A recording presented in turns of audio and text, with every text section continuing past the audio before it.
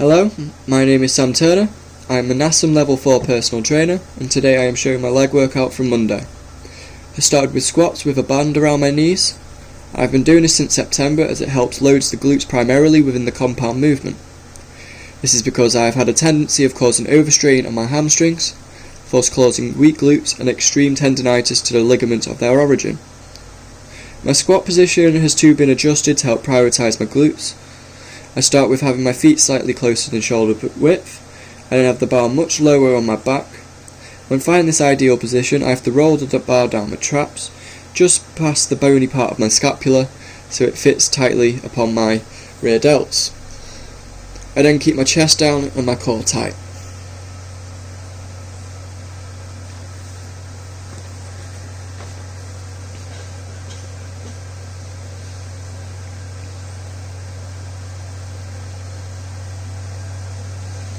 For the first warm-up set, I go for 50% of my working weight.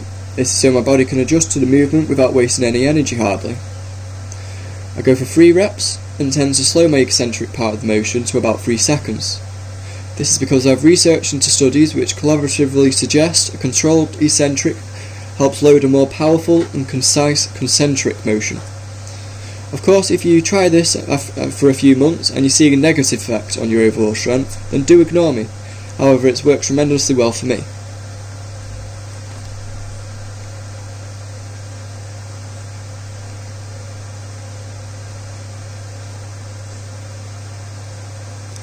The second warm-up set, I go for a couple of reps at 80% of my working weight. I go for multiple sets as I have found my squats within my working set have better form, control, as well as more power. It also helps when building confidence for the working set.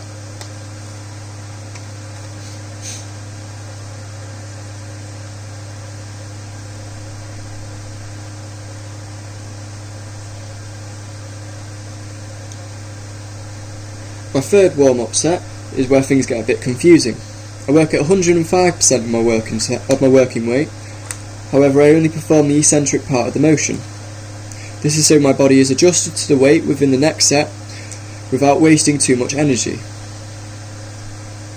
The working set is at 110 kilos, and I'm performing this for 12 controlled reps. As my body weight is sitting at 61 kilos, and I'm 5'10", I feel quite proud of my strength within this movement. Usually by this set, I've already worked up a bit of a sweat, so normally I would have chalked my hands and my back to help keep the bar in position. But today it was raining, so I was a bit chilly anyway.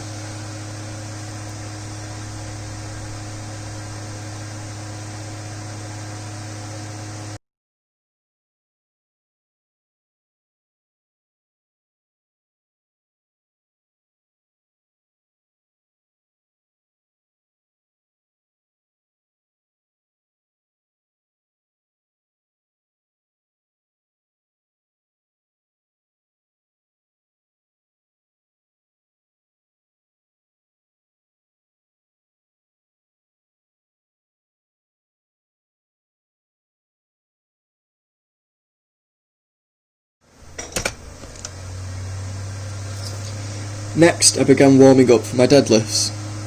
Once again it's at 50% of my working weight, however I'm using a thick resistance band, in which I wrap around my wrists and then underneath my feet. This is so the tension within the movement increases as I lift the bar. I'm using this band to help increase my initial power at the start of the motion.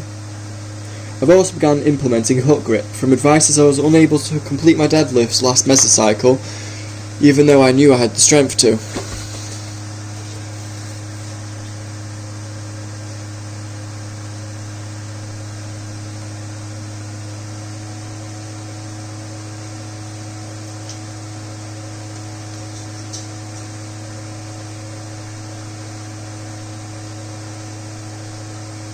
The second set is at 80% again, and the band is still being implemented.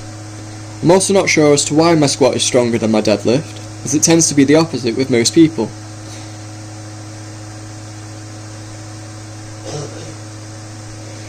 The third set is similar to that of the squat, which is with only the eccentric motion being covered and being 5% over my working weight.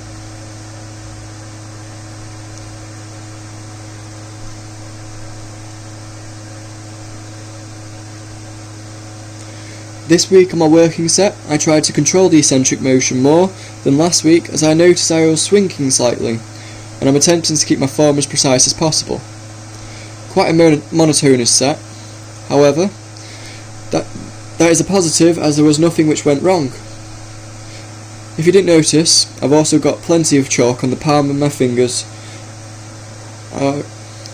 Thus, the combination of the chalk and hook grip, in theory, allows my legs to keep the majority, if not all the weight.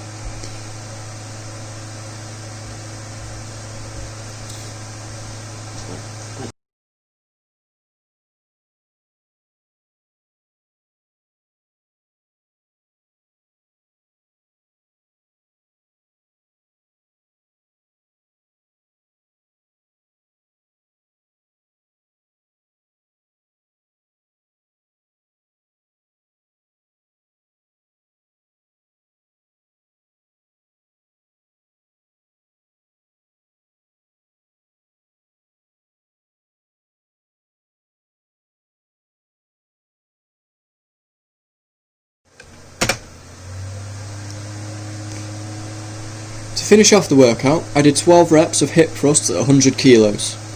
Although this is a compound movement, it accessorises my squat by helping glute activation. I tend to tie my top around the bar so I'm less likely to hurt my crotch. I also like to start the motion with my legs within approximately a 90-degree angle, as it feels as if it targets my glutes more than my quads and hamstrings.